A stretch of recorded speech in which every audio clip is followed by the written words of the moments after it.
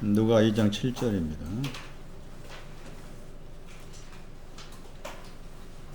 맏 아들을 낳아 강보로 싸서 구유에 뉘었으니 이는 사관에 있을 곳이 없음이로라. 2장 12절 너희가 가서 강보에 쌓여 구유에 누인 아기를 보리니 이것이 너희에게 표적이니라 하더니. 다시 이사야서 1장 보세요. 이사야 1장 3절 소는 그 임자를 알고 나귀는 주인의 구유를 알건만은 이스라엘은 알지 못하고 나의 백성은 깨닫지 못하는도다 하셨도다. 욥기 24장 3절이었습니다. 거와의 나귀를 몰아가며 과부의 소를 볼모 잡으며.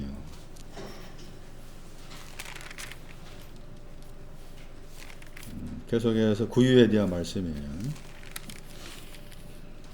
살찌다, 먹는다 뜻이었습니다. 구유에 뉘우셨다는 말은 먼저 낳으신 자 아들을 먹어라 그 말이고, 누가 2장 12절에서는 구유 안에 있는 그 아기가 있으니까 먼저 그 아기는 찾아야 되고 또 찾은 다음에 먹어야 되고, 그래서 구유라는 단어는 먹는다, 살찌다, 히브리어와 헬라어에서 그런 내용인데,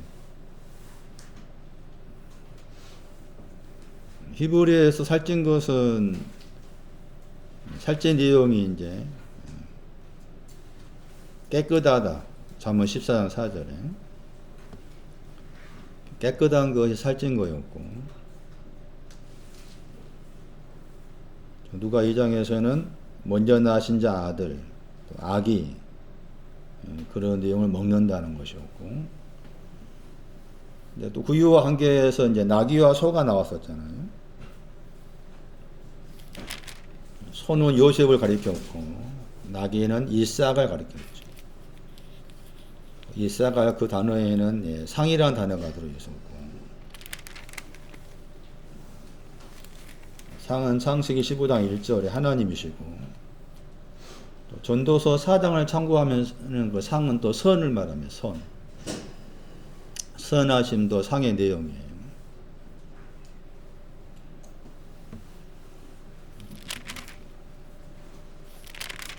욥기 24장 3절을 더 설명을 해야 될 것 같습니다. 고아와 과부의 그 상징성을 나귀와 소로 말했기 때문에 다른 구절에서 이 고아와 과부를 또 어떻게 말하고 있는가를 또 살펴볼 필요가 있습니다. 욥기 24장 3절 고아라는 단어의 뜻이 있습니다. 고아라는 단어의 뜻도 기억하셔야 됩니다. 고독하다, 홀로 있다, 쓸쓸하다, 아버지가 없다 뜻도 있습니다. 고아는 아버지가 없다. 신약 성경에는 딱 2번 나왔죠. 이 고아란 단어가 야고보 1장 27절하고 요한복음 14장 18절이었습니다. 과부라는 단어의 뜻은 버림받았다입니다. 버림받다, 황폐하다 뜻도 있습니다. 과부, 황폐하다, 황폐한 장소, 황폐한 집. 그러니까 성경에 말하는 고아와 과부는 문자적 말씀이 아니란 거죠. 그런 상징성을 가지고 있으면 아셔야 되는 거예요. 그럼 한 가지 이제 나름대로 이제 여러분 스스로 질문을 하셔야 되는데, 내가 지금 고아인가를 어떻게 알 수 있겠냐 그 말이죠. 고아 과부 가운데에서 내가 고아인지 고아가 아닌지. 고아라고 말했을 때 그 고아를 설명할 수 있는 어떤 신앙의 위치가 있을 거 아니에요? 과부도 마찬가지고. 그랬을 때 내가 지금 고아가 되어 있는지 고아가 아닌지. 잠언 23장 10절. 이게 고아의 위치예요. 잠언 23장 10절. 외로운 자식이 고아입니다. 밭을 말합니다. 나는 밭을 가지고 있다. 이게 나는 고아란 말입니다. 나는 밭을 가지고 있습니다. 원어에는 밭 안이라고 했잖아. 그러니까 고아는 밭 안에 있는 사람. 그게 고아의 신앙 위치예요. 나는 밭 안에 있습니다. 밭을 가지고 있습니다. 잠언 23장 10절에서 그 예시란 말은 영원한이란 말이고, 그 지계석은 또 과부를 가리킵니다. 지계표가 15장 25절에. 예. 또 과부를 설명할 때도 지계표와 연관됩니다. 과부를 가리킬 때 지계표를 가리킵니다. 그러니까 과부, 지계표란 말은 한 개의 뜻도 있으면서 어떤 범위를 말하죠. 그러니까 과부라고 명했을 때 그 과부의 범위가 어떻느냐 하는 것이 이 과부와 관계된 지계표입니다. 그러니까 지난주 여러분이 제 설교 듣고 조금 말씀에 대해서 나름대로 관심을 조금 가진 사람이라면 과부에 대해 살폈을 거예요. 생각을 해야 돼요. 과부가 많이 나옵니다. 누가 2장에 84년에 과부 있습니다. 누가 4장 사렙다 과부 있습니다. 누가 7장 나인성 과부.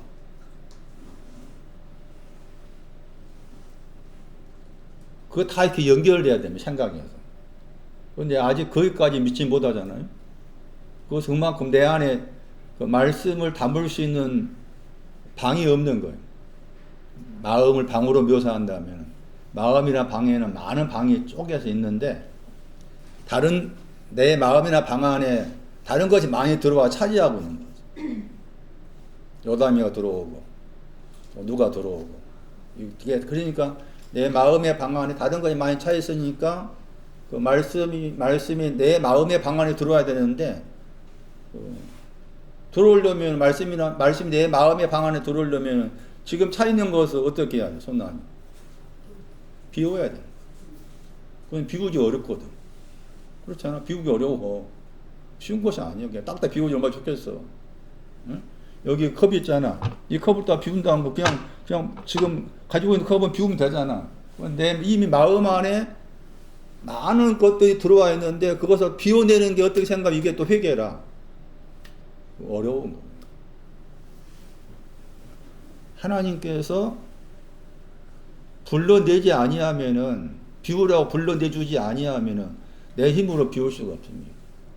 먼저 내가 할 수 있는 것은 내 마음의 방 안에는 말씀이 들어올 수 있는 방을 만들어야 되는데 아직 내 마음의 방 안에는 말씀이 들어올 수 있는 방이 없다. 그 말은 다른 것이 많이 내 마음을 차지하고 있구나.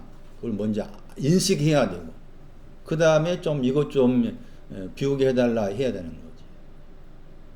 그러니까 마음을 강하게 담대하라. 수업이 듣지만은 그 강하고 담대함이 내 안에서 자리를 잡아야 되는데 들어와 자리를 잡아야 되는데 그렇게 안 된 이유가 다른 것이 이미 선점에 있는 거잖아. 선점. 그래서 거기 이제 히브리어로 상속하다 유혹받는다 상속하다 했을 때 그 상속하다 단어가 뜻이 많이 있는 그 가운데 하나가 또 가난하게 하다 뜻도 있으면서 또 다른 뜻으로 뭐가 있는가 하면은 이미 차지하고 있는 걸 쫓아낸단 말이 있어요. 이미 나를 차지하고 있는 것, 나를 점유하고 있는 것을 쫓아내다. 그런 뜻도 상속하다 단어 속에 다 들어있어요. 그러니까 내 영혼이 하나님 앞에서 후사, 상속자가 되려면은 내 안에서 차지하고 있는 걸 쫓아내야 됩니다. 그게 이제 쉽게 그렇게 안 됩니다. 그러니까 오죽했으면 저부문이라는 말을 했겠어. 오죽했으면 천국을 묘사할 때 저부문이라는 말을 했겠냐고. 그러니까 그게 이제 간단하게 딱딱 되어지면 좋겠지만 그게 어렵다는 거예요. 내가 아주 고하다를 뭘로 알 수 있느냐? 나는 밭 안에 있습니다. 밭이 뭐라고 그랬어? 세상 안에 있습니다. 백합화 밭, 오늘도 밭. 둘째 아들, 첫째 아들 둘 다 밭에 있었어. 밭에 또 누가 있는가 하면 돼지가 있습니다. 나는 돼지입니다. 돼지를 알아야 돼. 나는 하나님 앞에 돼지입니다. 그것도 밭과 관계됩니다. 밭에 보물이 있다겠죠. 밭에 있는 보물. 팔라겠잖아. 가지고는 팔아서 그 보물 있는 밭을 사라 이런 말 나오잖아. 마태 13장 40 몇 절인가 말씀에. 그래서 이 고아라는 단어가 이제 헬라어로 딱 두 번 나오지만은 지금 밭과 관계에서 해석하면은 많잖아. 고아만. 밭을 가진 사람을 고아라고 그럽니다. 내가 아직 밭을 내가 소유하고 있지 않다면 나는 아직 하나님 앞에 고아가 안 돼 있는 거지. 그래서 먼저는 이 잠언 23장 10절 말씀처럼 밭이다. 이 밭을 이제 다르게 번역하면 들 그랬잖아요. 들, 밭, 그렇게 번역이 됐고, 방금 잠깐 언급한 말씀처럼 둘째 아들이나 첫째 아들이 공통점이 밭에 있었습니다. 나중에 누가 15장 집에 가서 찾아보시면 나옵니다. 밭에 있었다. 밭이라는 의미가 중요하다. 밭을 세상으로 말했어요. 밭을 세상으로. 마태 13장에. 밭과 관계에서 마태 6장에서는 백합화 말하고. 풀도 밭입니다. 마태 6장에. 풀도 밭이라고 했고. 그걸 또 오늘이라고 했습니다. 신앙제 시간이 오늘이 밭과 관계됩니다. 그런데 다른 구절을 참고하면은 이 밭의 위치가 바깥 다음에 옵니다. 바깥이 먼저입니다. 그런 구절도 있습니다. 바깥, 밭, 집 이렇게 나옵니다. 그게 아마 잠언 23장에 나올 거예요. 잠언 23장 어느 구절에 나옵니다. 그게 24장입니다. 24장 27절 보세요. 밭을 가지기 전에 그 앞에 또 밭이 오기 전에 바깥이 먼저입니다. 나오죠? 잠언 24장 27절 밭이 나오죠. 그 다음에 밭이죠. 그 다음에 집이죠. 이 구조도 중요합니다. 신앙 위치를 설명할 때 밭을 가지기 전에 먼저 바깥에 있었던 거. 바깥, 그러니까 신앙의 순서입니다. 바깥, 밭, 집. 제가 또 다른 구조 또 찾아볼 텐데 거기는 또 다른 내용이 나와요. 어쨌든 이 구절도 지금 밭을 설명할 수 있는 구절인데 그러니까 고아가 밭을 가진 사람인데 밭을 가지기 전에 먼저 바깥에 있었다는 거죠. 바깥에 있다가 바깥에서 밭으로 또 밭에서 이제 집으로 이렇게 옮겨가는 것인데 그러니까 이 바깥 그러면은 이제 마태 12장 말씀에 예수님의 거기 모친하고 형제들이 어디에 있었는가 바깥에 있다겠죠. 그게 다 신앙의 어떤 그 내용을 말하고 위치를 말한 거예요. 바깥에 있었다. 바깥에 있다가 밭에 있고 이와 같이. 그래서 고아의 신앙 위치는 지금 잠언 거기 말씀 본 구절로 말하면은 밭 안에 있는 사람입니다. 밭 안에 있음을 아는 사람이 지금 하나님 아버지 앞에서 고아의 위치다. 출애굽기 22장 보세요. 출애굽기 22장 이 책은 21절 모든 과부나 고아가 나옵니다. 고아와 과부를 이제 함께 묶어서 이렇게 나오는 구절이 들어 있습니다. 그러니까 이런 구절들은 기억할 필요가 있습니다. 고아와 과부라는 그 단어가 함께 묶여져 가지고 나온 구절이 지금 욥기 24장 같은 그런 경우처럼 출애굽기 22장 21절 말씀도 지금 그런 경우잖아요. 고아와 과부를 해롭게 하지 말라고 나와 있죠. 해롭게 하다 하는 저 단어를 다르게 번역하면 약하다, 낮추다, 심하게 대하다, 길을 꺾단 말도 있습니다. 길을 꺾어버리다, 낙담시키다, 그런 뜻도 들어있어요. 이 말은 무슨 말인가 하면은 이 고아하고 과부가 이미 기가 꺾여졌다는 겁니다. 고아와 발음이 이상하네. 좋아서 그런지. 고아하고 과부가 이미 기가 꺾여져 있고 낙담되어 있는 거예요. 낙담되어 있는데 그렇게 이제 하지 말라는 거예요. 이 말의 뜻은 고아나 과부가 아까 고아의 위치가 밭이었잖아요. 그 밭의 위치에 있는 그 고아는 낙담되어 있는 겁니다. 그게 왜 낙담되어 있을까요? 아직도 가야 될 길이 많으니까 귀가 꺾여져 있습니다. 그런데 이 말씀에 의하면은 낙담되어 있고 귀가 꺾여져 있는데 그렇게 하지 말아라 이렇게 한 거예요.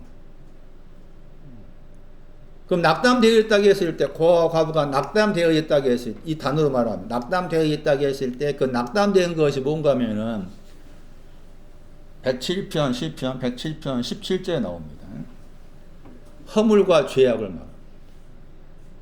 거기 어리석다가 나옵니다. 어리석은 자는 허물과 죄악으로 인해서 다르게 번역했죠. 곤란을 당하다 번역했어요. 그러니까 고아와 과부는 허물이 있고 죄악이 있다고 말합니다. 그 구절로 말하면. 그러니까 허물이 있고 죄악을 고아와 과부가 가지고 있는데 그 총칭해서 어리석은 자입니다. 그 구절에 고아와 과부는 아직 어리석은 자에 속해요. 허물과 죄악을 가지고 있으니까. 그 허물과 죄악을 계속해서 허물과 죄악 때문에 낙담되어 있고 기가 꺾여져 있는 약하고. 그런데 이제 그것을 하지 말라 한 거잖아요. 그 하지 말라 했을 때 낙담되어 있는데 낙담된 사람을 낙담시키지 말아라 했을 때 하지 말아라가 뭔가 하면 이게 복음을 전하는 거. 그래서 나중에 다시 살펴보겠지만 누가 2장에서 목자들한테 복음을 전하. 우리는 일반 교회에서는 저도 잘못 알 때 그랬지만 복음을 전한다는 말을 꺼냈을 때 복음을 전하다. 우리가 가서 복음을 전합시다 라고 했을 때 복음을 전한다 말을 꺼냈을 때 복음 전함을 받는 사람들이 누군가 하면은 우리 편을 생각했을 때 안 믿는 사람입니다. 그래서 성경이 그렇게 말하고 있지 않습니다. 가난한 사람. 여기 해롭게 하다의 명사가 가난한 사람. 해롭게 하다의 명사가 뭐라고요? 가난한 사람. 이사야 61장 1절입니다. 그 구절에 가난한 자에게 복음을 전파한다. 누가 4장 18절 연관되어 있어요. 고아와 과부는 가난한 사람. 고아와 과부는 복음을 받아야 될 사람이라고. 그러니까 복음을 전한다는 말을 쓴다고 했을 때 그 복음을 전한 사람은 누가 이 장 말씀에 목자들한테 씁니다. 다음 주에 이제 목자들의 신앙을 다시 설명할 거예요. 목자들이 해당된 사람한테 복음 전합니다. 그 입장에 생각한다면은, 저 그거 공부하면서 복음을 전해야 되는데 이 복음을 전함을 받을 사람이 과연 이 창원이 몇 사람 있겠냐 그런 생각했습니다. 과연 몇 사람 있겠는가? 복음 전함을 받을 사람 과연 우리가 창원에 살고 있으니까 창원 시내에 창원시가 뭐 기독교 인구가 얼마인지 모르겠지만 과연 몇 사람 있겠는가 그런 생각도 했어요. 그러니까 너무 쉽게 시스 이야기 미안하지만 시스 지금도 그런지 모르겠지. 너무 쉽게 간단하게 사형리 가지고 복음을 전한다 합니다. 그건 성경에 말한 것은 복음 전을 받은 사람은 고아와 과부가 되어야 됩니다. 그러면서 동시에 고아와 과부이면서 죄와 악과 허물 때문에 힘들어하고 있어야 됩니다. 그 사람에게 복음을 전합니다. 그 사람이 이사 61장 1절에 가난한 사람이고 그 가난한 사람이 또 모델이 모세입니다. 모세. 가난하다 그 단어가 민수기 12장 3절에 온유하다 번역했는데 그 온유하다 번역 때 거기에 모세가 나와. 모세도 복음전을 받은 사람. 그러니까 아무나한테 예수 믿으면 천국 간다. 아무나한테 믿지 않는 사람을 복음 전한다. 그거 틀렸다 그 말이지. 이미 뭐 가지고 있습니까? 고아는 밥 가지고 있습니다. 지계표가 있는 사람입니다. 과부. 다시 과부 이야기하다 말했잖아. 누가 7장에 나인성의 과부, 누가 18장의 과부의 기도. 다시 봤어. 제가 과부 공부하면 다시 누가 18장에 과부의 기도 봤어. 엄청나. 내용이. 과부의 기도는 뭐가 과부의 기도일까?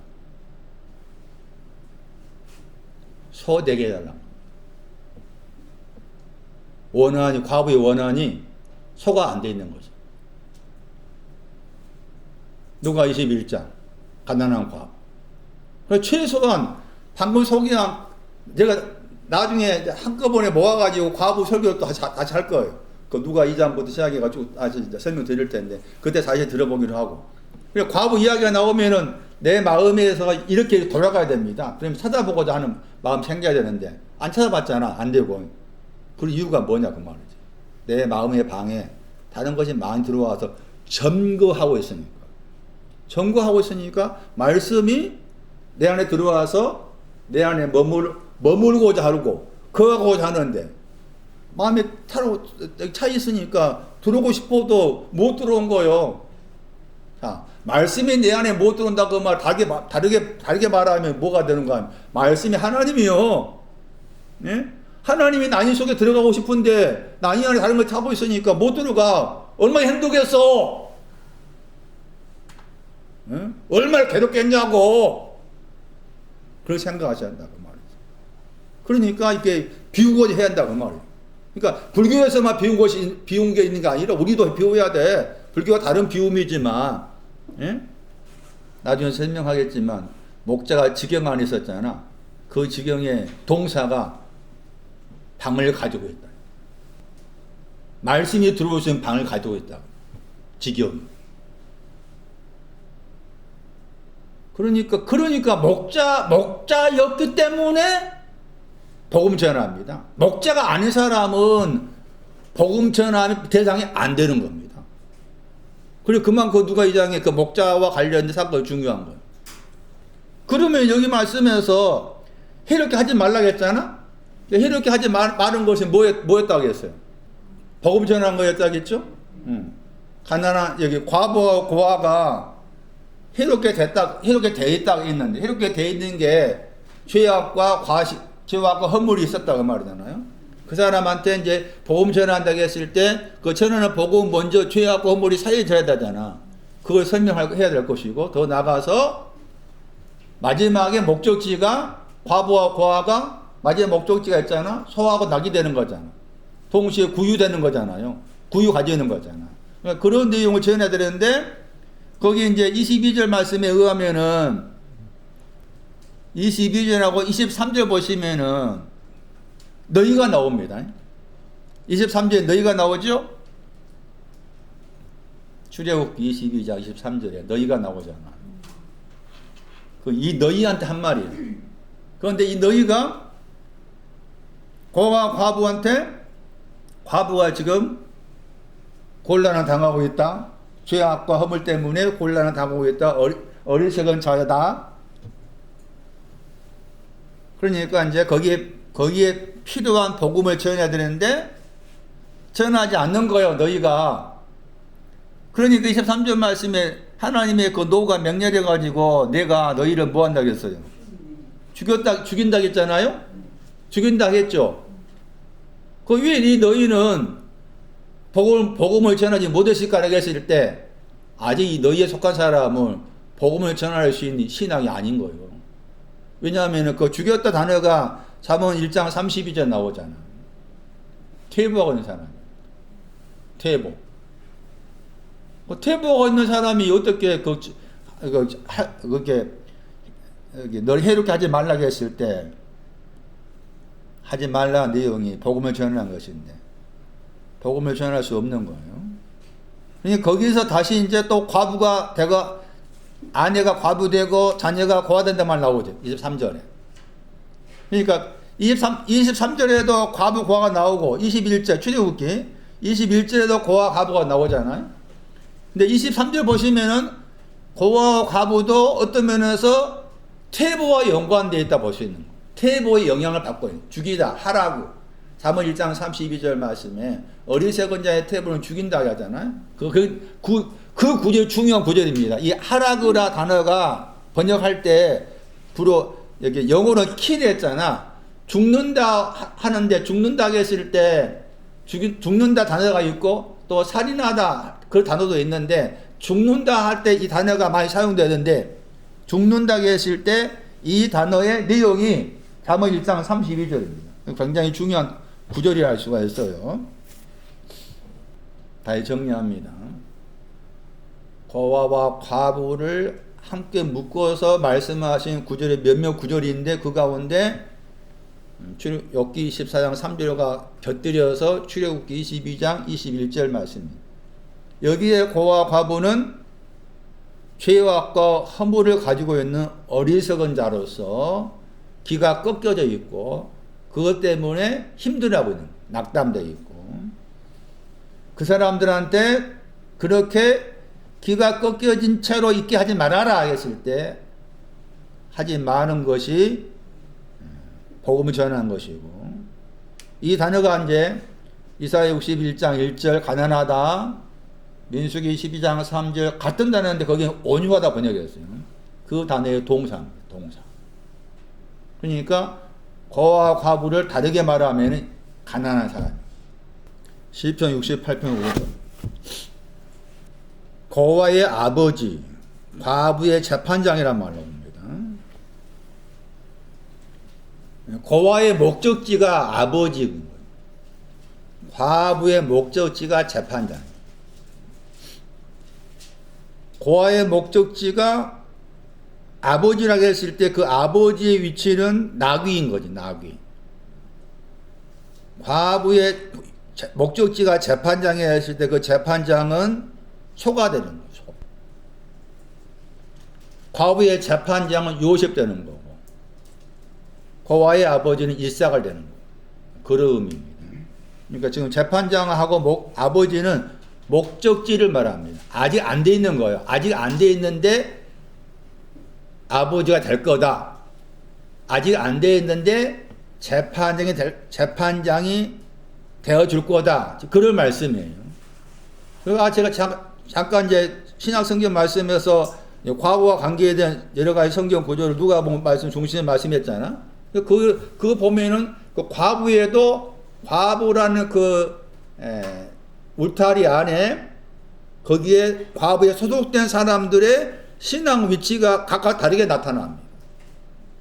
사렙다 과부, 가난한 과부, 84년 된 과부, 나연성 과부 등등 그 과부라는 명칭은 동일한데 내용도 살펴봤을 때 나름의 신앙의 높낮이가 다릅니다. 달라. 그 딘저 5장도 중요하지. 딘저 5장 가시면은 거기 과부를 딘저 5장에서 제일 많이 신약 성경 말씀에서 과부를 말씀하는 내용이 제일 많이 나와 있는 구절이 딘저 5장입니다. 거기 가시면은 과부의 목록을 만드는데 60세 이상이란 말 나오고 또 과부를 말했을 때 과부를 존경하라고 했을 때 그 존경해야 될 과부가 누군가 하면은 참 과부라고 합니다. 야, 과부를 말할 때도 젊은 과부가 있고, 거기 보시면 나와. 딘저 5장. 젊은 과부가 있고, 참 과부가 있어. 그런 표현도 뭔가 하면은 과부라는 그 이름 안에는 신앙의 높낮이로서 여러 종류의 과부가 있다는 거예요. 그 우리는 잘못 생각하면은 과부 그러면 그냥 한 뭉텅거려 생각하기 쉬워요. 그렇게 하지 말아라 그 말이지, 제 말. 그러니까 누가 2장 말씀에서 84년 내 과부, 사렙도 과부, 누가 4장에 가난한 과부, 기도해야 되는 과부, 다양하게 나온 이유가 그거라. 그런데 우리는 너무 항상 이 생각하는 자체가 단순하게 생각하고 그냥 빨리 뭔가 믿어가지고 빨리 뭔가 나는 천국 간다. 그렇게만 생각하는 거예요. 그것은 큰 잘못된 생각이지. 그런 것부터 빨리 깨뜨려야 됩니다. 아, 과부에도 여러 가지 이렇게 내용이 들어있구나. 그렇게 생각을 하셔야 한다는 거지. 재판장은 변호사의 뜻도 있고 옹호자입니다. 옹호자. 지지하다. 고아의 목적지가 아버지라고 했잖아요. 우리가 마태 6장에 의하면 주님의 기도 가운데 너희는 이렇게 기도하라 해서 그 너희가 제자들이었습니다. 제자들은 이렇게 기도하라 해가지고 제일 처음에 나온 내용이 하늘에 계신 아버지라고 그랬죠. 그건 제자가 누굽니까? 고아입니다. 고아.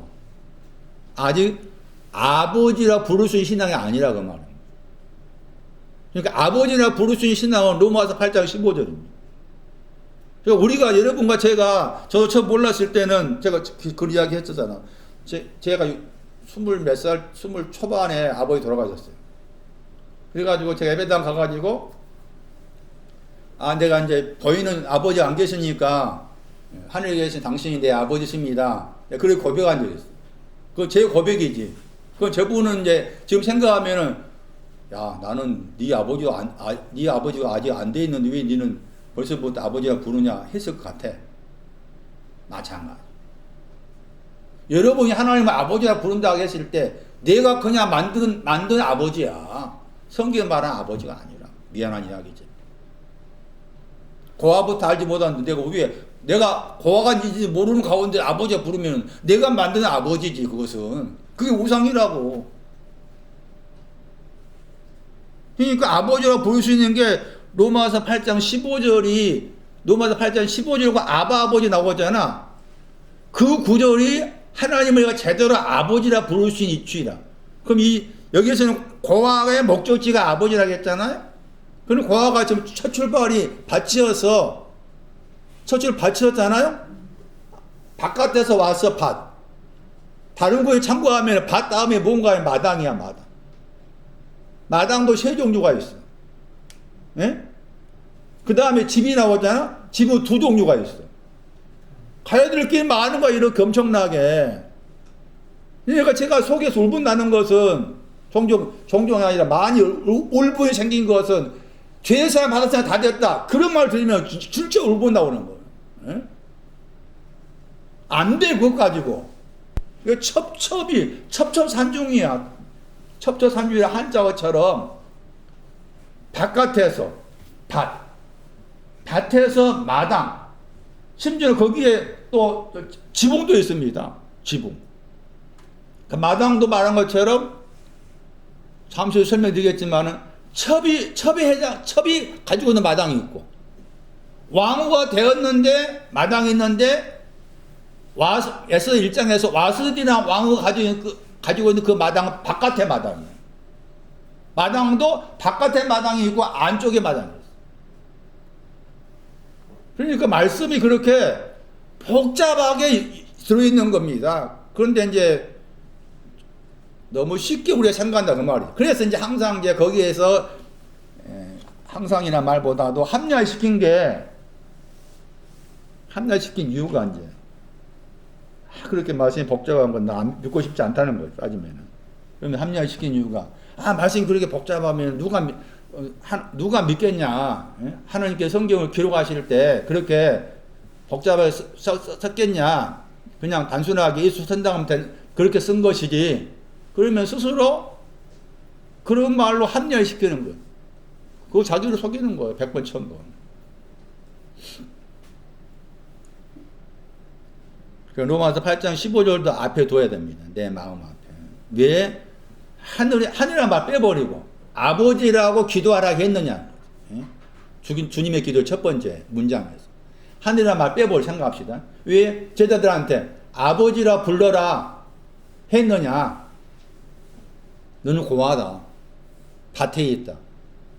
정작 아버지라고 부를 수 있는 아버지가 부른 것만이 아니라 하나님이 내 아버지가 되었다고 했을 때 그 된 게 구유입니다. 구유의 신앙. 구유의 신앙이 중요한 겁니다. 시편 94편 6절. 과부와 나그네를 죽여버린다겠죠. 과부와 나그네를 죽인 사람이 악인입니다. 3절. 94편. 왜 과부를 죽인다겠는가 하면 그 죽이다 단어가 사무엘 1장 30일 방금 말씀 본 구절이잖아요. 그 단어잖아요. 퇴보. 악인은 이미 자기가 퇴보하고 있으니까 퇴보를 가지고 있으니까 과부한테 소외 신앙으로 관려하는 그 과부한테 가지 말라고 함께 가지 퇴보하자고 죽인단 말이에요. 고아는 살해한다겠죠. 이 살해하다는 단어가 10계명 가운데 살인하지 말라는 그 단어입니다. 그럼 살인한다고 했을 때도 그냥 우리는 쉽게 그냥 우리가 생각한 살인이라 우리 사람을 죽였다 그게 살인이잖아요. 성경에 말하는 살인은 그런 살인이 아닙니다. 에스겔 21장 22절. 그 구절이 살인하다의 명사가 나옵니다. 기뻐 외치다를 테두어가 나옵니다. 테두어. 루와의 명사 그 구절에 자기는 아직 기뻐 외치다의 신앙이 없는데 왔다고 기뻐 외치고 있는 겁니다. 그게 살인입니다. 살인에 대해 다시 설명할 필요가 있습니다. 시편 42편 10절도 참고할 필요가 있습니다. 살인하다, 살인에 대해서. 146편 9절. 과부가 나와 있는 구절을 좀 살펴보고 있습니다. 여호와께서는 객을 보호하신다, 지키신다. 고아와 과부는 붙드신다는 거죠. 그리고 악인의 길은 굽게 하신다. 146편 9절. 고아와 과부를 붙들어 주신다. 아버지가 되게 하기 위해서. 고아는 아버지가 되게 하기 위해서. 과부는 재판장이 되어주기 위해서 붙드신단 말인데, 붙드신다 저 단어가 굉장히 중요한 단어입니다. 저 단어가. 여기서 붙드신다 번역했지만 저 단어의 명사가 증인입니다. 증인, 증거. 그 증인, 증거라고 했을 때 그 단어의 동사예요. 저 단어가. 여기서 붙드신다 번역했지만 다르게 번역하면은 반복해서 반복해서 증언하다, 반복해서 입증하다, 그렇게도 번역할 수 있습니다. 그런데 이 붙드신다 단어가 어떤 단어와 연관되어 있는가 하면은 여기서 이제 붙드시다의 그 원어가 우드잖아요. 그런데 이 단어와 연관된 단어가 오드라는 단어가 있습니다. 그 오드라는 단어는 뭐 더 이상 아직 그렇게도 이제 번역되는데 종종 긍정적인 번역에서 오히려 이렇게 번역되기도 합니다. 그래서 여기서 고아 과부를 붙드신다고 했을 때 붙드시는 내용이 시편 42편 5절. 시편 42편 5절. 거기서 오히려라는 단어가 나옵니다.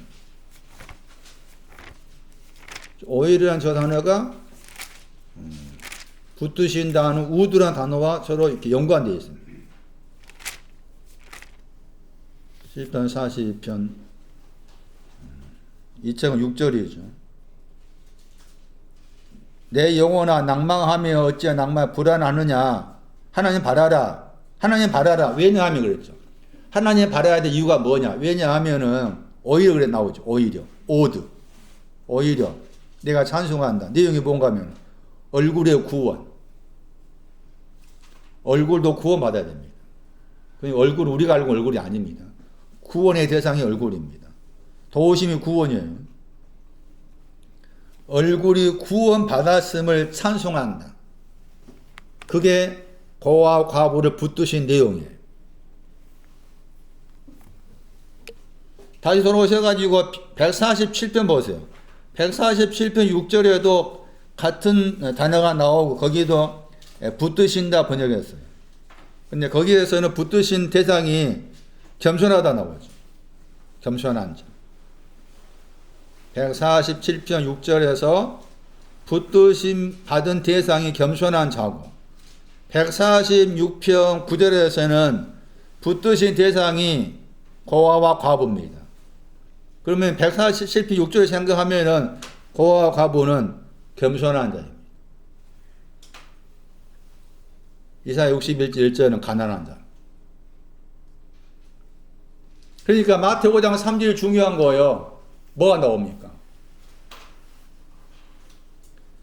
그 영에게로 가난한 자, 복이 있나, 천국이, 현재. 우리는 항상 죽어간다 생각하잖아. 그 구절은 현재형이에요. 가난한 자가 되었을 때 그 가난한 자가 그 영을 보고 있는 거예요. 예? 고아와 과부가 그 영을 보는 거예요. 그 영이 하는 일이 뭐겠어요? 손나니. 그 영을, 정확한 번역이 그 영에게로입니다. 그러니까 그 영을 향해서 가난한 자가 그 영을 향하고 있다 그 말이에요. 가난한 자가 그 영을 향하고 있는 그것이 복이 있다. 그러면서 그 영을 향하고 있는 그 사람한테 현재로 천국이 그들 거다. 가난한 자가 먼저죠. 고아와 과부가 먼저죠. 그 영이 하는 일이 뭐겠어요? 소 주고 낙이 주고 붙들어 주고 그것이 그 영이 하는 일이요. 그러니까 마태오 5장 3절 그렇게 봐야 돼. 문고서 이해돼요? 안 되나? 집중해야지. 천국은 그러니까 죽어서 간다고 생각 안 되는 거야. 그 구절에. 그 밑에 가서 영어로 이렇게 분해해 놓은 거 보세요. 현재형이라니까 피가 현재예요. 응?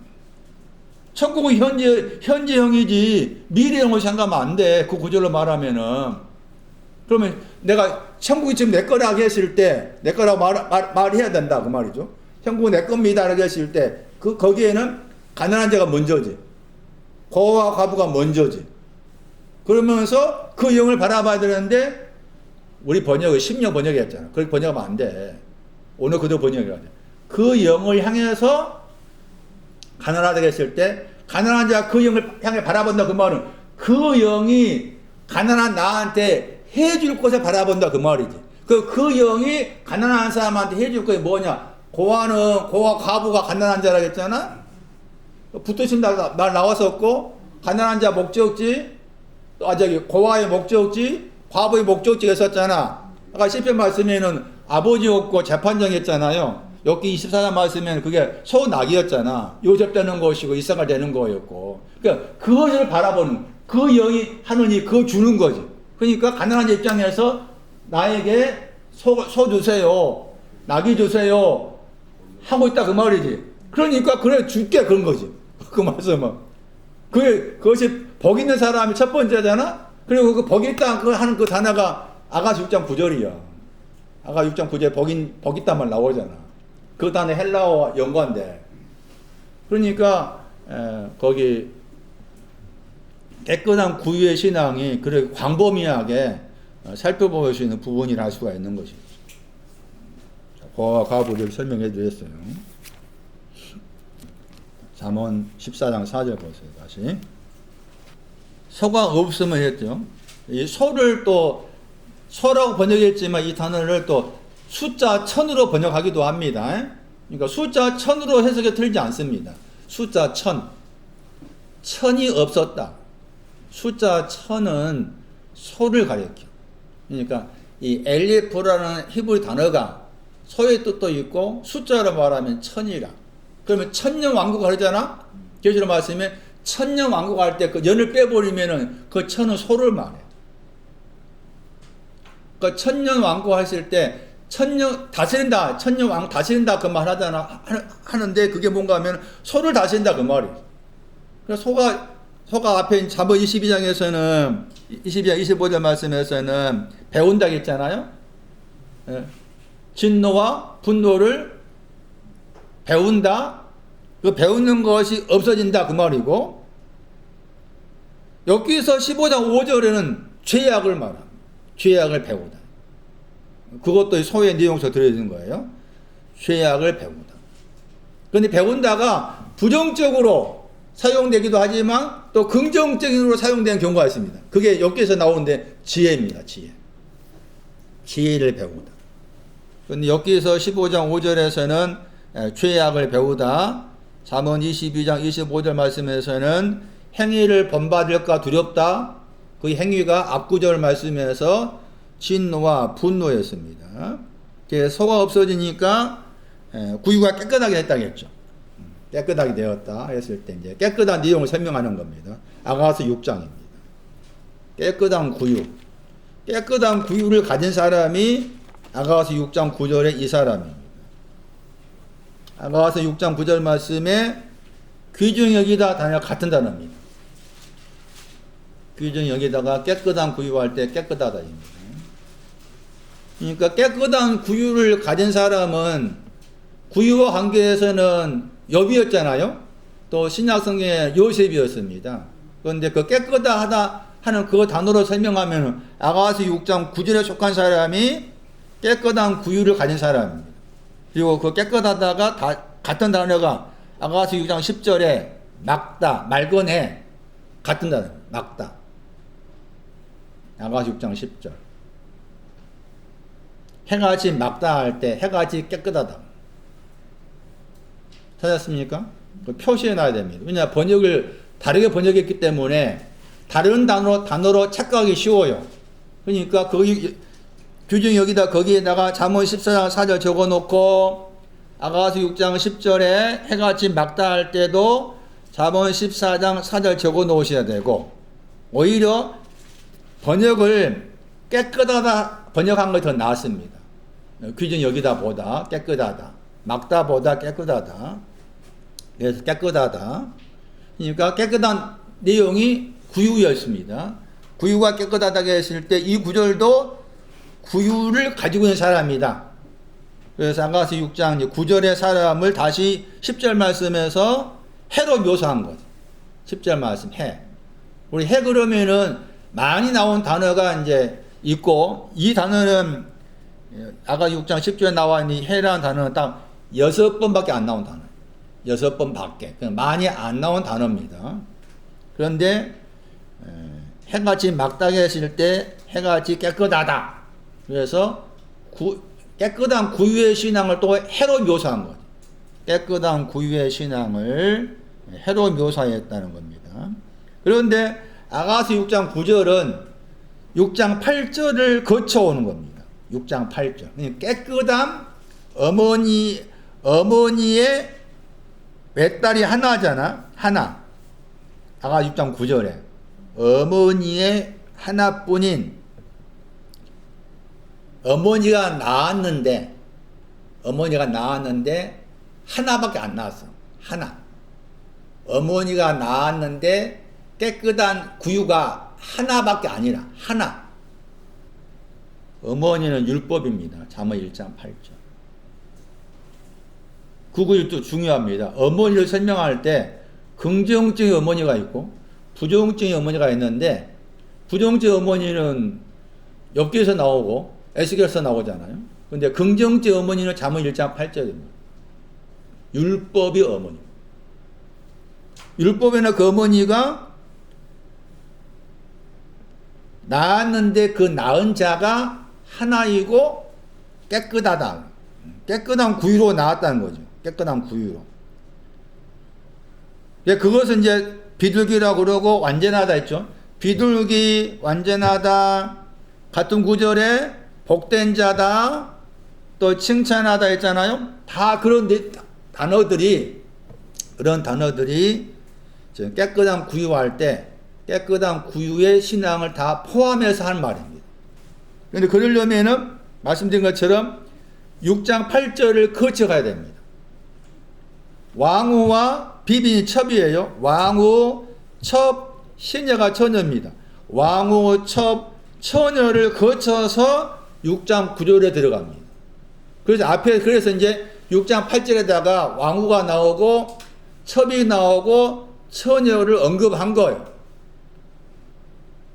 깨끗한 구유의 신앙 가지려면은, 깨끗한 구유가 되려면, 혹은 깨끗한 구유의 신앙을 가지려면은 먼저 왕후도 돼야 되고 첩도 돼야 되고 처녀도 돼야 된다. 그런 과정을 거쳐서 6장 9절 말씀에 어머니가 낳아서 깨끗한 자가 되었다. 깨끗한 구유를 가진 자가 되었다. 그렇게 말씀을 하고 있는 거예요. 그러니까 6장 9절의 내용이 깨끗한 구유의 신앙을 가진 자다. 깨끗함으로 살쪄 있다. 깨끗함을 먹고 있는 신앙을 가진 사람을 말씀하는데, 그러려면 말씀드린 것처럼 왕후와 첩과 처녀의 이런 과정이 필요하다는 거죠. 이런 과정이 없이 곧바로 내가 깨끗함을 가지게 되었다. 이렇게 안 된다는 거지. 그러니까 이제 그런 또 착각을 이제 불식시키기 위해서 6장 8절 말씀에 왕후라는 그 용어가 등장하고 첩이 나오고 처녀가 나온 것이죠. 이것도 아니니까 깨끗한 구유로 들어가기 위한 신앙의 과정이라 할 수가 있는 것이죠. 종합적으로 말하면은 잠언 14장 4절을 가지고 아가시 6장 9절을 대입했을 때 아가시 6장 8절 말씀 속한 왕후라든지 첩이라든지 처녀는 뭐에 속하는가 하면은 없어져야 될 소에 속한 거죠. 없어져야 될 소의 내용이 왕후에도 있고 첩에도 있고 처녀에게도 있다. 그런 의미로 설명할 수 있는 거예요. 자, 그렇다면은 이 아가시 6장 8절을 정리하는 차원에서 전에 설명드렸던 것하고 좀 약간 다르게 했었다 수는 모르겠지만은 정리하는 차원에서 설명드리면은 먼저 비빈 첩부터 봐야 됩니다. 첩하고 왕후가 나왔을 때 첩의 위치가 낮고 왕후의 위치가 높습니다. 신학의 높낮이로 말하면, 그러니까 첩의 위치는 낮고 왕후의 위치가 높으니까 먼저 첩부터 보면은 이 첩에도 신앙이 있습니다. 자, 생각하셔야 되는데, 첩이라 말을 하고 왕후라는 말을 쓰고 단어를 쓰고 또 처녀라는 용어를 썼잖아요. 그런 용어들은 하나님과 나와의 관계에서 쓴 거예요. 다시 말하면 내가 하나님께서 원하는 이 왕후도 이제 와스디 왕후를 말했을 때 대표자가 에스더 1장에 와스디가 있고 또 에스더가 있잖아요. 그 다음에 스바 여왕이잖아. 그 스바 여왕도 왕후야. 스바 여왕하고 에스더는 같은 신앙의 레벨이야. 같은 신앙의 레벨, 같은 신앙의 방향을 추구한 사람이라 할 수가 있겠고, 와스디는 탈락된 왕후인 거예요. 탈락된 왕후. 그래서 왕후도 그렇게 나누어야 된다. 와스디에 해당된 왕후가 있고 에스더하고 스바와 여왕과 관계된 왕후가 있고, 그렇게 나누어서 말할 수가 있는데, 그랬을 때 왕후를 설명하기 전에 그 첩을 말하면 이 첩도 신앙 내용이 있는 사람인 거죠. 그러니까 하나님과 나와의 관계에 있어서 내가 하나님의, 우리가 이제 보통 이제 그리스도와 하나님과 나의 관계를 말하면 신약적 용어로 말하면 신부라는 용어가 많이 나오잖아요. 나가서 말하면서 신부가 나오잖아. 신부라는 용어를 많이 쓰다 보니까 왕후라는 개념의 의미를 하나님과 나와의 관계에서 사용할 수 있겠는가라고 했을 때 혹 그런 개념이 익숙하지 못하니까 덜 할 수 있겠지만은, 하나님과 나와의 관계를 말했을 때 하나님을 왕으로 생각한다면 나는 왕과 돼야 된다 그 말이죠. 그렇죠? 하나님을 왕으로 묘사. 그러니까 에스더 말씀이 중요한 게 뭔가 하면은 에스더에서 등장한 그 왕의 이름이 아마 제 기억으로 아하수에로 왕일 거예요. 그 아하수에로 왕하고 에스더의 관계. 에스더가 아하수에로 왕에게 오기 전에 와스디가 있었어요. 그런 관계를 통해서 왕이신 하나님과 나와의 관계를 설명해 주고 있는 게 에스더입니다. 물론 거기에 이제 등장인물이 하만입니다. 하만. 에스더를 반대한 인물이 하만이 나오고, 에스더를 돕는 인물이 모르드게라는 사람이 등장해요. 모르드게가 옆에서 에스더를 이렇게 돕고, 그런 표현이 나오는데, 그러니까 에스더서 말씀도 왕이신 하나님하고 나와의 관계를 설명해 주고 있는 성경이구나. 그게 봐야 됩니다. 에스더서 말씀. 그 말이 왜 중요한 거 하면은 우리가 천국 갈 때 이 국은 왕국이잖아. 천국을 다르게 번역하면은 천국 갈 때 그 국이 킹덤이요. 왕국이잖아요. 이 왕국은 또 왕과 연관돼. 왕. 그러니까 왕국이라는 개념, 천국이니 하나님의 나라라고 했을 나라도 왕국이라. 그 왕국이라는 의미를 알려면 왕의 의미를 알아야 돼. 왕의 하나님 하잖아. 그러려면 그 왕의 하나님 의미를 정확하게 이해하려면 에스더서 말씀이 의외로 그런 내용을 잘 설명해 주고 있는 겁니다. 에스더서 말씀. 에스더서 2장 14. 먼저는 내가 하나님 앞에서 나는 첩이 돼야 됩니다. 첩. 에스더서 2장 14. 첩의 신앙에 봅시다. 첩의 신앙. 에스더서 2장 14절 말씀에 비빈 번역이었죠. 이 비빈이 첩입니다. 첩. 비빈 번역하기도 하고 첩 번역하기도 합니다. 에스더서 2장 13절 처녀가 나옵니다. 처녀가 나옵니다. 이 첩은 처녀를 가지고 있습니다. 첩의 신앙은 처녀를 포함하고 있는 거예요. 배경이 이제 1장과 연관해요. 1장은 왕후, 이름이 와스디입니다. 왕후 와스디인데 그 왕후 와스디를 폐위시키고 그리고 와스디를 대신해서 왕후를 뽑고자 하는 겁니다. 즉 겉의 표현이 와스디를 폐위시키고 그 와스디보다 더 나은 여자입니다. 와스디보다 더 나은 여자를 왕으로 뽑기 위해서 전국에 일종의 금원력을 내는 거예요. 그래가지고 수많은 처녀들이 왕후가 되고자 자의반, 타의반 해가지고 모여들었습니다. 여기까지 되죠? 자의반, 타의반에서 내가 왕후가 돼야 되겠다. 또 자기 부모들이나 옆에 사람들 의해서 그래서 모여들었어요. 그런데 그 이제 왕후가 되는 그 과정을 보면은 먼저는 왕 앞에 이제 나가야 되는데 왕 앞에 나아가기 전에 1년 동안 그게 이제 2장 12절입니다. 6달은 몰약 기름으로 6달은 정결케 하고 나머지 6달은 향품하고 다른 물품을 써서 깨끗게 합니다. 그러니까 왕 앞에 나가기 위해서 단장시킨 거, 단장시킨 거예요. 단장시켜서 왕 앞에 한 사람 나갑니다. 자, A라는 사람이 나갔습니다. B도 나갔습니다. 왕이 볼 거 아니야, 이제? 왕이 봅니다. 왕이 보았을 때, 그 다음에 1차 면접이죠. 1차 면접이 2장 12절 말씀, 1차 면접을 받기 위한 내용 2장 12절. 그러니까 1차 면접 받으러 갔어. 한 사람이 받고 왔잖아? 온 다음에 이제 두 번째 이 왕이 불러야 돼. 얘가 처음에 선랑이를 봤는데, 두 번째도 내가 선랑이 보고 싶다 해서 두 번째 선랑이 양을 보고 싶습니다라고 왕이 불러야 돼. 불러야만이 갈 수가 있어. 근데 그 많은 처녀들 가운데서 두 번째 부름받는 사람이 에스더밖에 없어. 그래서 2장 17절, 18절 말씀에서 그 에스더와 결혼을 해. 첩은 아직 결혼 잔치가 없는 거지. 첩은 결혼식에 신앙이 없어. 뭐는 있는데, 그 말 중요해요. 무엇은 있는데 2장 18절에 결혼 잔치가 없느냐 했을 때 2장 12절이지.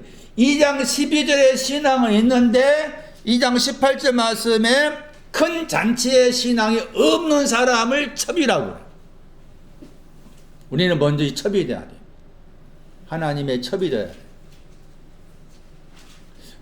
표현이 첩이란 말 쓰니까 별로 다갑지 않게 들려지잖아. 그렇지만은 들어야 돼. 첩과 관계된 사건이 사사기서 19장, 사사기서 20장에 등장합니다. 거기도 첩과 관계된 사건인데 그것도 참고할 필요가 있겠지만은 먼저는 예서던 말씀이 중요합니다. 그러면은 이 첩의 신앙이, 그러니까 첩의 위치가 2장 18절 결혼잔치가 없는 거죠. 결혼잔치, 결혼식에 들어간다. 결혼잔치의 신앙을 가지고 있지 않는 사람이 첩이다. 그런데도 2장 12절 1년 동안, 표현상 1년 동안 정결케 하는 것이 있었죠. 정결케 하면 있지만은 두 번째 군을 받지 못한 사람, 이 사람을 첩이라고 그러죠. 그러면 2장 12절 내용이 뭐냐? 자, 몰약을 많이 들었잖아? 출애굽기 30장 23절 다시 봐야 돼. 몰약이 뭐냐? 30장 23절 유질 보내요. 유질 몰약했잖아요. 자유였죠. 자유. 몰약의 신앙은 자유를 말하고 그 자유의 신앙이 죄사함이었습니다. 이사야 61장 1절 말씀에 거기에 그 자유가 나옵니다. 그 자유라게 했을 때 그 자유와 관계된 설명이 무엇으로 자유라게 했을 때 죄를 사하다. 그게 몰약입니다. 그 다음에 향품이 나오죠. 향품. 첩의 신앙입니다. 나는 먼저 하나님 앞에서 하나님의 비빈 첩이 되어야 된다. 죄가 사해졌습니다 하는 몰약이 있어야 되고, 그게 기름의 의미가 사해졌다 그 말이죠. 그 다음에 향품이 있어야 돼요. 향품은 이사야 3장 24절이에요. 이사야 3장 24절 말씀에 썩은 것을 바꾼 것이 향품입니다. 썩어 있는데 그 썩어진 데서 썩어진 것을 바꾼 것이 향품입니다. 이사야 3장 24절. 썩은 냄새라고 했잖아요. 저 썩은 냄새가 죄의 악을 말합니다. 레위기서 26장 39절. 썩은 냄새가 죄의 악을 말합니다. 그러니까 죄의 악이 썩은 냄새인데 거기에 썩은 냄새를 대신한 향이라고 했으니까 죄의 악이 사해졌습니다 그 뜻입니다. 죄의 악이 사해진 것이 향품이에요. 자, 죄의 사함, 죄로부터 자유롭습니다. 죄의 악이 사해졌습니다. 다 이게 지금 첩이 가지고 있는 신앙입니다. 그리고 나서 에스더 2장 12절 말씀에 다른 물품이 나오고 정결케 하다 단어가 나오죠. 정결케 하다는 한 번 나온 단어고, 다른 물품은 4번 나온 단어입니다. 다른 물품은 4번 나온 단어입니다. 그런데 둘 다 단어가 동사가 같습니다. 동사가. 다른 물품이나 몸을 정결케 하다 했을 때 그 단어의 동사가 같은 단어입니다. 씻어서 깨끗게 하다 뜻입니다. 단어가. 몸을 정결케 하는 것도 씻어서 깨끗게 하다. 물품도 씻어서 깨끗게 하다. 그러면 씻어서 깨끗게 하다 했을 때 그 대상이 뭔가 하면 놋입니다. 놋. 역대하 4장 16절입니다. 놋이란 단어는 더럽다였죠. 더러움을 씻었단 말이에요.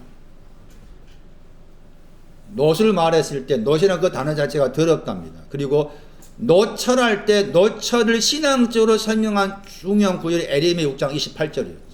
썩음. 둘 다. 놋도 썩는다. 철도 썩는다. 그것으로부터 씻었다. 그러니까 이 구절에 의하면은 죄로부터 자유롭습니다. 죄악이 사해졌습니다. 또 더러운 옷을 씻었습니다. 그리고 잠언 20장 30절을 참고하면은 다른 물품 할 때 그 단어가 잠언 20장 30절 들어있는데 거기에서는 악을 버리는 겁니다. 악을 없애다. 악을 없애다. 악을 없앴습니다. 죄악이 사해졌습니다. 죄로부터 자유롭습니다. 이런 내용이 지금 첩이 가지고 있는 신앙. 복잡하게 말했잖아요. 딱 그냥 줄여 말하면, 우리가 알게 듣게 줄여 말하면 죄가 사해졌습니다. 죄가 사해졌습니다. 그 신앙이 첩입니다. 첩. 그 신앙으로는 아직 결혼이 안 돼. 그런데 저쪽에 다 하잖아요. 죄사하면 다 돼. 그렇게 막 일을 안 하고 말해. 안 돼. 그게 첩이라, 첩. 그럼 왕후 보세요, 이제. 왕후가 두 종류라겠죠? 하나는 와스디 왕후가 있고, 에스더 왕후가 있다겠죠. 그리고 그 왕후와 관계해서 이제 마당이 나옵니다. 마당.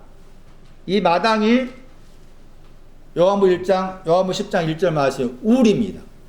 우리를 번역할 때 양의 우리 하지만 그게 마당의 뜻이 있어요. 마당. 와스디도 마당 가진 사람입니다.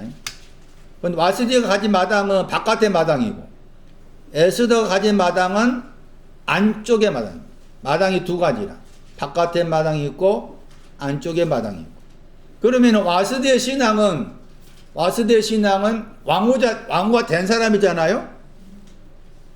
그러면 왕후가 된 와스디의 신앙하고 첩의 신앙을 나눴을 때 첩의 신앙은 더 낮은 거지. 와스디의 신앙은 이미 왕후가 되었기 때문에 첩보다 더 높은 신앙 위치에 있는 거잖아요. 그런데도 불구하고 왕후 와스디가 폐위가 된 거고, 그 와스디보다 더 나은 사람을 뽑기 위한 사람 가운데 에스더가 등장해서 에스더가 뽑힘 받은 거예요.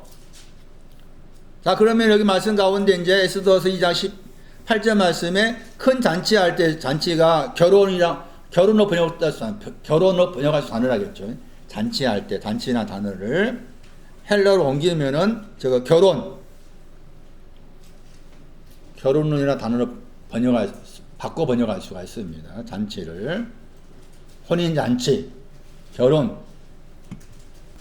지금 말씀드리는 것은 아가서 6장 8절 말씀이 왕후라고 했을 때, 그 왕후가 아직 아가서 6장 9절 말씀에 깨끗한 구유를 아직 가지고 있지 않는 자라겠죠. 첩은 당연히 깨끗한 구유의 신앙이 없는 것이지만은, 왕후도 깨끗한 구유의 신앙이 없는 사람으로 왕후로 말한 거예요. 그러면 그 왕후라고 했을 때 와스디를 포함해서 에스더도 포함되어 있는 거지. 에스더도 포함되어 있는 거지, 왕후랑. 그런데 에스더라고 했을 때 에스더가 2장 18절 말씀에 결혼했잖아요. 이거 결혼한 거예요. 2장 18절은 왕과 결혼한 거랑. 그 왕과 결혼했으면은 다 된 거 생각이 쉽잖아요. 그거 다 된 것이 아니라. 그래가지고는 그 다음 나온 말이 복잡합니다. 이게. 그 다음에 해야 되는 게 뭔가 하면은 이 왕이 하나님이라고 했잖아요. 왕을 하나님으로. 왕과 첩은 다 우리로 대체할 생각이 아니라 왕이신 하나님이 금호를 내밀어야 돼. 이미 결혼한 이 사람한테. 그게 이제 금호를 내민다는 말이 이제 4장에 나와. 4장 보세요. 4장 11절 말씀. 4장 11절 말씀에 금홀이 나오죠. 4장 11절에 금홀이 나오고, 그 다음에 5장 2절 말씀에 금홀이 나옵니다. 4장 11절에 보시면은, 4장 11절 번역된 거 보시면은, 왕의 신복과 왕의 각도 백성이 다 알거니와, 물은 남녀하고 부름을 받지 않았다겠죠. 그 말은 뭔가 하면, 왕이신 하나님을 불러야 한다, 그 말이지. 왕이신 하나님께서 불러야 되는데, 왕이신 하나님 부르지 않았어. 부르지 않고 어디에 들어간다고 했어요? 저 단어가 중요합니다. 뜰이 마당입니다. 안쪽의 마당입니다. 왕이신 하나님이 불렀을 때 안쪽의 마당에 가는데, 부르지 않았는데 안쪽의 마당에 가면 그 말입니다. 부르지 않았는데 안쪽의 마당에 가면은 안쪽에 마당에 가가지고 안쪽에 마당에 가는 것이 뭔가 하면은 안쪽에 마당에 가야만이 안쪽에 마당을 통해서 누구한테 갑니까? 왕에게 간다고 했죠. 안쪽에 마당을 반드시 안쪽에 마당을 거쳐서 왕이 하나님께 가는데 부르지 먼저는 불러야 한다겠죠. 부르지 않았는데 안쪽에 마당에 갔어. 그리고 왕이 가면은 오직 뭐 하는 법이라고 했어요? 죽습니다. 2장 18절에 뭐 했는데? 결혼식 했는데 부르지 않고 안쪽에 마당에 가서 왕에게 가려 하면 죽입니다. 그런데 거기서 사는 길이 있습니다. 사는 길이 뭔가 하면 그모를 내밀어서 삽니다. 그모를 내밀면 누가 내밉니까? 왕이 내밉니다.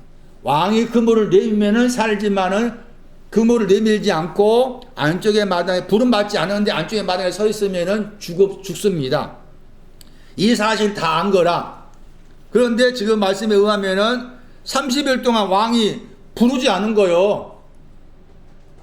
뭘 했는데 다시 결혼했는데 왕이 안 부른 거라. 그러니까 이게 그모를 내밀었다는 걸 침소의 신앙.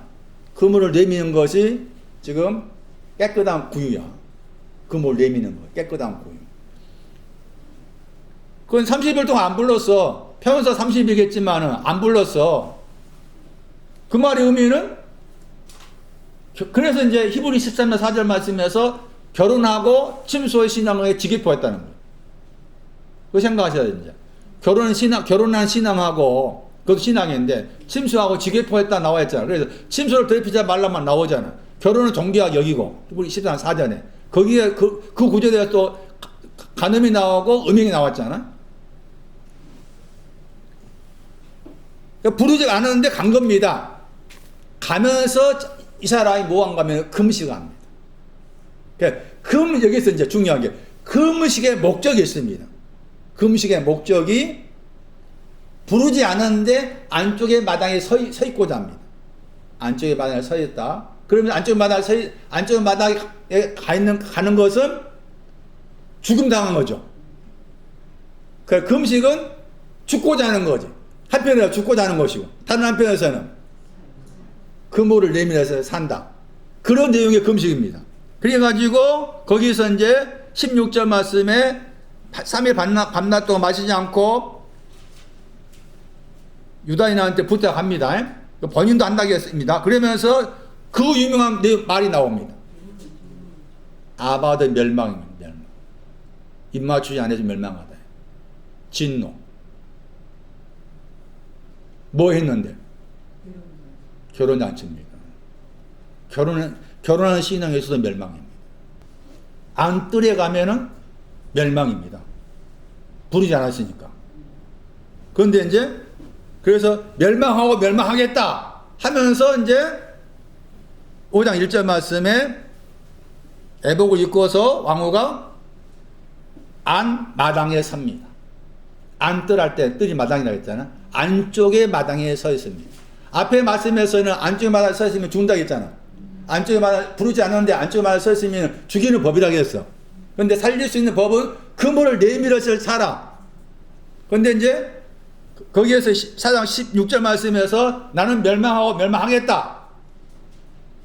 분명히 다 죽이는 법을 알고 다른 한편에서는 그모를 내밀어야만 사는 법을 알았잖아요. 그러면서 아마 그렇게 해가지고 5장 1절 말씀에 안쪽의 마당에 서 있습니다. 여기까지도 왕후입니다. 다시 말하면 그모를 내밀지 않는 것도 왕후입니다. 그러니까 2절 말씀에 이제 그 뜰에 마당에 서 있는 거, 안쪽 마당에 서 있는 것을 보고서 번역 안 됐죠. 눈 안에 은혜를 높이다. 눈 안에 있는 은혜를 높이 들리다. 나사가 나옵니다. 높이 들리우다. 은혜라는 말이 크게 말하면은 에스더 말씀 참고하면 은혜라는 말이 두 번 나옵니다. 한 번의 은혜는, 첫 번째 은혜는 결혼잔치입니다. 두 번째 은혜는 금을 내미는 겁니다. 그래서 요한복음 1장 말씀에서 은혜 위에 은혜라고 했을 때, 그 은혜 위에 은혜라고 했을 때 앞에 있는 은혜를 결혼잔치 관계에 생각해야 되고, 두 번째 있는 은혜는 금을 내미는 거, 깨끗게 함, 구유, 그렇게 볼 수가 있습니다. 그래서 두 번째 은혜가 보인 겁니다. 그래서 금호를 뭐 했어요? 금호를 내밀었잖아. 마당에도 안쪽에 마당이 있고 바깥 마당이 있다. 안쪽에 마당에 서려면은 저분이 부르셔야 된다. 부르심 받지 않고 안쪽에 마당에 서 있으면은 그 하나님의 법이 죽인 거다. 살릴 수 있는 것이 길이 있는데 금호를 내밀었을 때. 금홀이라고 했잖아요. 금의 신앙의 끝자락입니다. 금이 먼지라고 했잖아요. 모든 먼지가 제거된 것이 금홀입니다. 모든 먼지가 제거된 것이 금홀이고, 금홀의 상징이 깨끗게 함.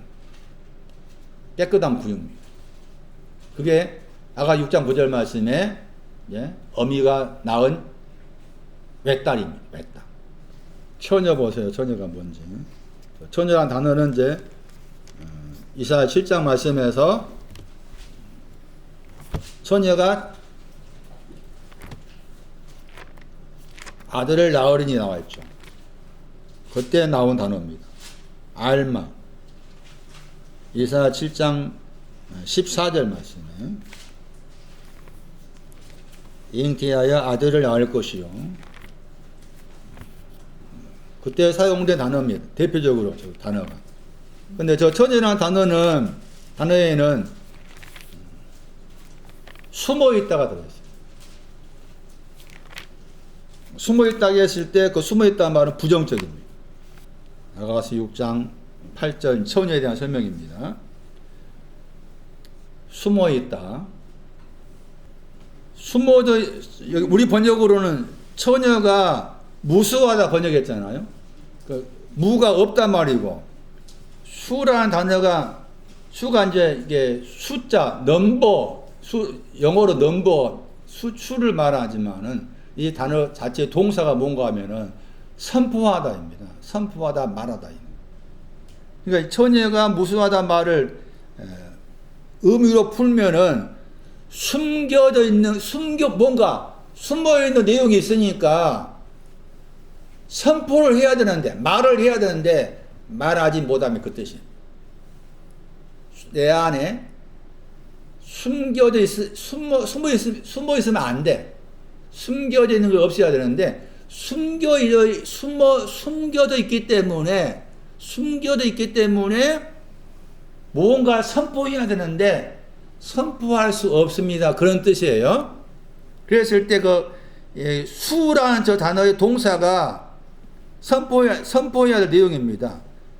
19편 1절 시편 71편 15절입니다. 그 구절 보시면은 선포해야 될 내용이 나옵니다. 혹은 선포하다, 말하다 이렇게 번역된 단어입니다. 우리 번역으로 시녀가 무수하다 번역했는데 이걸 풀어 설명하면은 숨겨져 있는 것 때문에 선포하지 못하고 있습니다. 그런 뜻이에요. 그러면 숨겨져 있다고 했을 때 뭐가 숨겨져 있느냐? 레위기서 4장 13절입니다. 이것이 숨겨져 있기 때문에 하나님의 영광을 선포해야 되는데 하나님의 영광을 선포할 수 없습니다. 그런 뜻이에요. 레위기서 4장 13절 아주 중요한 구절입니다. 여러분 봐왔던 구절일 거예요. 레위기서 4장 13절이에요. 번역이 안 되어 있습니다. 감춰져 있다. 숨겨져 있다. 말씀이 감춰져 있습니다.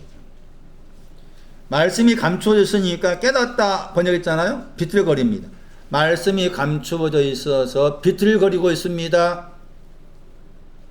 말씀의 내용이 뭔가 하면은 번역을 아유 그냥 욕 나오게 번역했습니다. 영 단어입니다. 영. 계명입니다. 계명. 여호와의 계명입니다. 여호와의 계명이 있는데 그 여호와의 계명에 대해서 숨겨져 있단 말입니다. 여호와의 계명이 있는데 여호와의 계명에 대해서 숨겨져 있습니다. 또 그것을 여기 9절에 허물이 있다 그럽니다. 허물이라는 번역된 저 단어가 많이 말한 그 단어와 다른 단어죠. 많이 사용되지 않다는 아쌈. 의무를 게을리하다. 다르게 번역하면 의무를 게을리하다. 처녀라고 했을 때 처녀란 저 단어에는 숨겨져 있습니다. 뭐가 숨겨져 있는가? 말씀이 숨겨져 있습니다. 어떤 말씀입니까? 여호와의 계명에 대해. 여호와의 계명이 있는데 그 계명에 대한 말씀이 숨겨져 있습니다. 말씀이 숨겨져 있으니까 영혼이 비틀거립니다. 그리고 그 말씀에 숨겨져 있는 것 가리켜서 아쌈이라는 허물의 죄가 있습니다. 이렇게 말한 거예요. 여호와의 계명이라고 했을 때 여호와의 계명이 뭐냐 그 말입니다. 시편 19편 8절에 여호와의 교훈이 나오고 여호와의 계명이 나오죠. 그리고 여호와의 계명을 언급하면서 여호와의 계명이 뭐냐? 여호와의 계명은 순결하다겠죠. 계명을 약간 다르게 번역하면 명령입니다. 명령. 여호와의 명령. 계명을 다르게 번역하면 여호와의 명령. 여호와의 명령이 뭐냐? 여호와의 명령이 있는데 그 명령이 숨겨져 있는 사람을 처녀라고 그런다. 여호와의 명령에 숨겨져 있기 때문에 무엇이 어떤 내용에 대해서 선포하고 싶지만 선포를 못하고 있다. 그것을 아가시 6장 8절 말씀에 처녀가 무수하다 말한 거예요. 여호와의 명령이 나오죠. 여호와의 계명을 다르게 번역해 명령이다. 여호와의 명령, 여호와께서 명하시는 명령이 뭐냐? 순결임. 같은 단어입니다. 깨끗한 구육. 아가시 6장 9, 아가시 6장 8절. 맑은 해. 같은 단어. 바르. 여호와의 명령은 구유가 깨끗한 겁니다. 그리고 구유가 깨끗하다 하는 거 여호와의 명령이에요.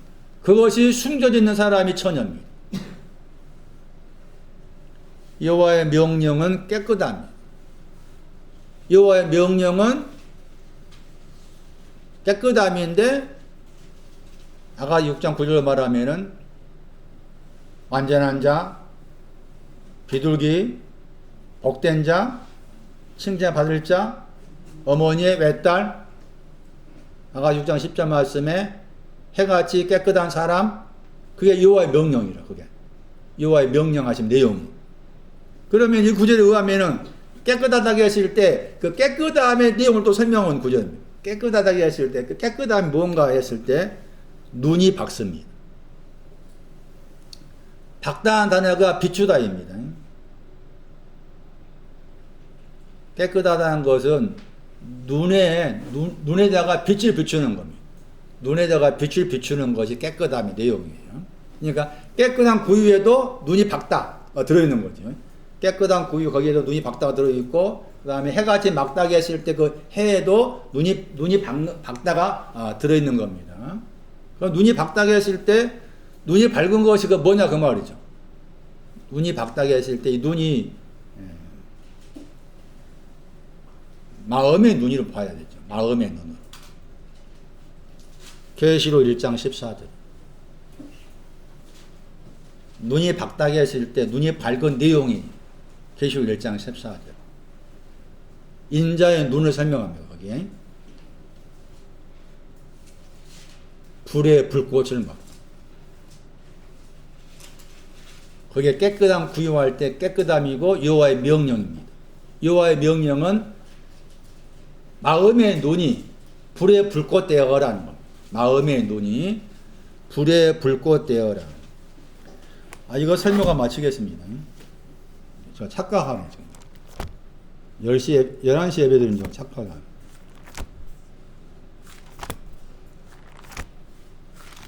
불에 불꽃도 정리하세요. 아주 중요한 내용입니다. 불꽃 같은 눈 그러니까 막 그것 오해합니다. 이 크가 인자입니다. 인자. 인자의 눈이 불꽃 같다겠죠. 두 단어죠. 불꽃 그러면 한 단어 생각이 쉽잖아요. 두 단어입니다. 그러니까 불하고 불꽃 달라요. 약간 구별을 지어야 돼. 불하고 불꽃의 구분을 지을 필요가 있다. 지계표. 정확히 번역하면 불의 불꽃이지. 불의 불꽃 같다. 히브리 1장 7절. 이 구절 보세요. 기가 막힌 구절입니다. 시편 104편 4절을 인용한 구절입니다. 히브리 1장 7절은 시편 104편 4절. 천사들에 말하면서 천사들을 바람이라고 했죠. 바람, 영들. 천사가 시편 103편 20절이죠. 스가랴 12장 8절이 천사 메신저. 메신저는 영들이라고 했죠. 영들 같다. 영들. 하늘의 네 바람. 영들. 스가랴 6장 5절. 하늘의 네 바람 영들이라. 그러면 사실 말씀이 그 다음 넘겨보세요. 사역자가 나오죠? 사역자는 뭐라고 했어요? 불꽃이 나오죠? 사역자들을 불꽃으로 삼으셨다 단어 나오죠? 그 구절에. 동사가 하나라. 동사가 하나에. 히브리 1장 7절. 천사를 영들로 만드셨다. 만들고 있다. 현재 만들고 있다. 진행형. 그 다음에 사역자들을 불꽃으로 만들고 있다. 사역자의 신앙을 말합니다. 사역자의 신앙이 불의 불꽃이에요. 사역자의 신앙. 불의 불꽃. 사역자를 찾아보니까 이 단어가 이제 5번 나온 단어입니다. 사역자는 저 단어 자체가, 사역자가. 약간 다르게 번역하면, 히브리어로 번역하면은 뭐 시중들다 이렇게 번역되기도 합니다. 단어가. 시중들다. 그 사역자를 설명했을 때 그 사역자에 해당된 사람을 찾아보니까 구약으로 말하면 여호수아, 출애굽기 24장 13절, 사무엘상 2장 11절, 여호수아, 사무엘 이런 사람들을 사역자라고 합니다. 근데 그 사람 여호수아나 사무엘이나 이런 사람을 사역자라고 그러는데 그 사람의 신앙이 불의 불꽃이라는 거예요. 그 사람의 신앙이 불의 불꽃. 그런데 불의 불꽃의 내용이 뭐냐라고 했을 때 눈이 불의 불꽃이라고 했잖아요. 다시 돌아가셔야 돼요. 지금 시편 19편 8절 하고 있죠. 계명이 뭐냐를 설명하고 있잖아요. 계명이 감춰진 사람을 처녀라겠죠. 그런데 그 계명의 내용이 계명을 다르게 보냐 명령이다. 여호와의 명령은 뭐냐? 깨끗함. 여호와의 명령은 아가서 6장 9절에 아가서 6장 10절이다. 여호와의 명령은. 여호와의 명령은 잠언 14장 4절이다. 그 말이죠. 여호와의 명령은. 근데 깨끗함의 내용이 뭔가 하면은 눈이 있는데 그 눈에 빛이 비춰져. 그 눈에 빛이 비춰진 그것이 눈의 불꽃이라고 말. 눈이 불에 불꽃 되었다? 이게 눈에 빛이 비춰진 내용이다. 그런데 불의 불꽃이라고 했을 때 사역자들을 불의 불꽃으로 만들고 있다 했죠. 현재 진행형으로 히브리 1장 7절에 사역자 모델이 여호수아, 사무엘 같은 사람이 그런 사역자가 된 사람인데 그런 이제 여기 히브리서 말씀을 쓰당 당시에 와가지고 또 이 말씀을 받는 수신자를 향해서 사역자가 될 사람을 향해서 우리 어떤 면에 다 사역자가 돼야 되거든. 사역자가 되려면은 불의 불꽃으로 사역자들을 만들고 있다. 그랬을 때 그 불의 불꽃이 무엇이냐 하는 거죠. 내용적으로 불의 불꽃의 내용이 뭐냐? 그게 살후입니다. 사루 1장 8절입니다. 여기에서는 불꽃이 소유격입니다. 그러니까 불꽃의 불에게. 어쨌든 불하고 불꽃 두 단어가 나온 구절입니다. 그럼 불과 불꽃이라고 했을 때 그 내용이 뭐냐? 그래서 밑에 이제 보시면 거기에 불에 불꽃이 없는 사람한테 형벌 준다겠죠. 형벌이란 의미가. 불에 불꽃이 없는 사람. 그것을 형벌 주시는데 두 종류 나누죠. 하나는 하나님을 알지 못하다.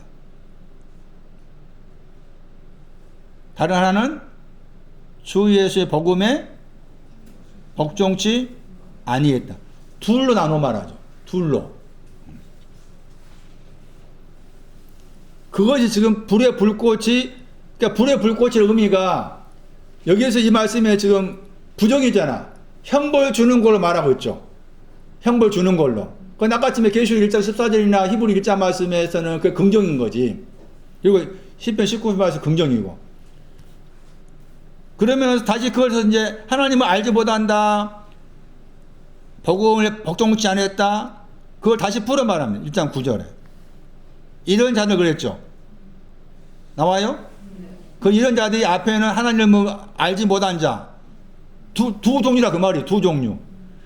두 종류로 말했다 그 말은 앞에서 불의 불꽃이 두 가지니까 불에 해당된 거, 불꽃에 해당된 거 두 가지로 말했으니까 둘로 나눠 말했다 그 말이고.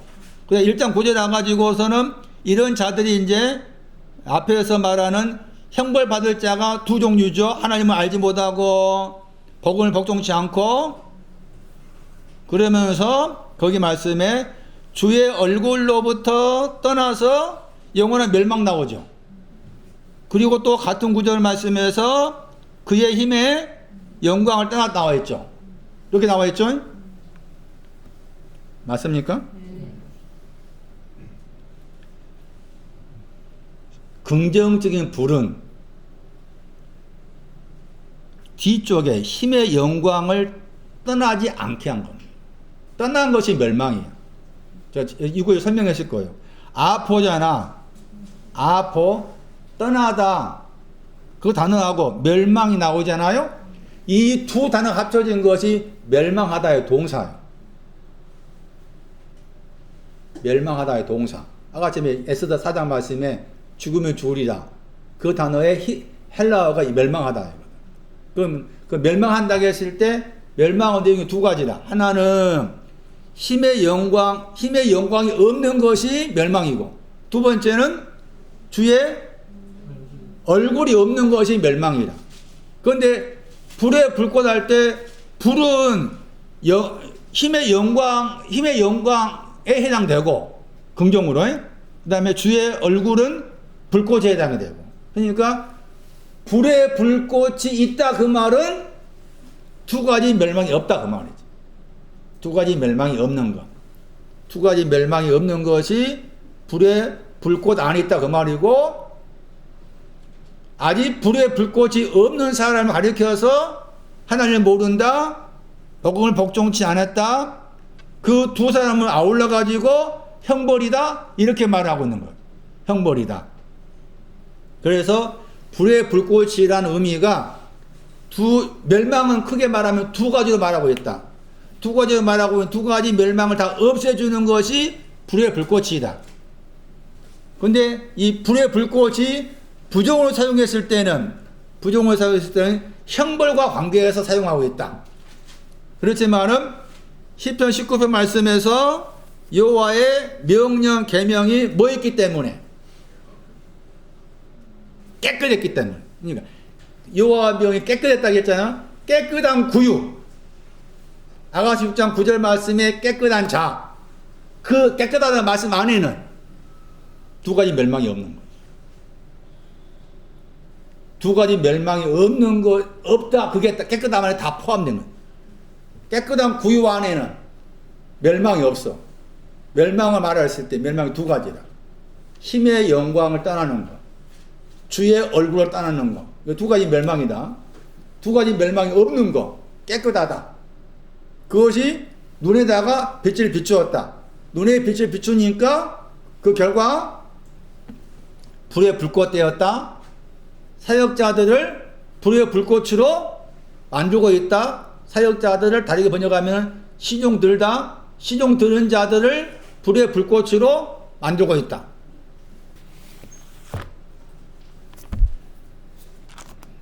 자, 정리하면은 잠언 14장 4절 깨끗하다. 깨끗하다 단어와 관계해서 시편 19편 8절 봤어요. 그리고 아가서 6장 9절, 아가서 6장 10절 봤죠. 깨끗하다의 그 내용, 눈이 밝아졌다. 깨끗하다 내용, 아가서 6장 10절에 해가 되었다. 깨끗하다가 있다. 완전한 자, 비둘기, 복된 자, 칭찬하다. 왕후와 비빈이 칭찬했다. 그 깨끗한 신앙, 깨끗한 구유의 신앙을 가지려면은 첫 왕후, 처녀의 이런 과정을 거쳐서 깨끗한 자의 신앙으로 들어가는 거다. 그래서 구유의 의미를 그렇게 광범위하게 설명하고 있는 것이고, 이 구유 안에, 깨끗함 안에 먼저 나신 자 아들이 오시고 아기가 오셨다. 그럼 나는 이 깨끗함의 내용을 내가 먹는 거다. 그리고 내 영혼이 그 깨끗함의 내용으로 살찌는 거다. 눈이 밝아진 내용으로 살찌고, 해 같은 곳 살찌고,